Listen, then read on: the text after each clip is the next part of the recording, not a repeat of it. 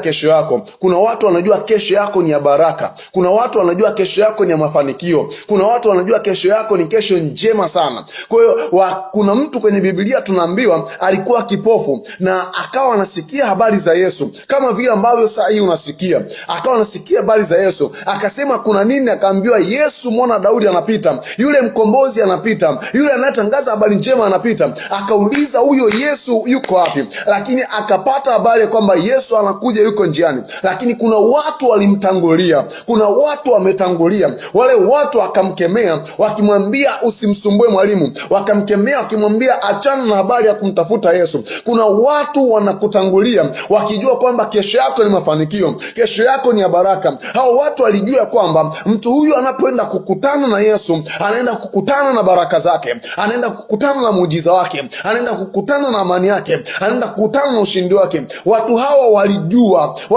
walijua kabisa huyu kipofu anapoenda kukutana na Yesu anaenda kupata uzima. Huyu kipofu anapoenda kukutana na Yesu anaenda kupata amani. Wakamtangulia. Nataka niseme kwa jina la Yesu Kristo, huyo Yesu leo yupo. Yeyote aliyekutangulia ili kuzuilia mafanikio yako, ili kuzuilia baraka zako, ili kuzuilia muujiza wako, leo atamkemea kwa jina la Yesu. Yesu akawakemea wale watu, akawaambia mwacheni.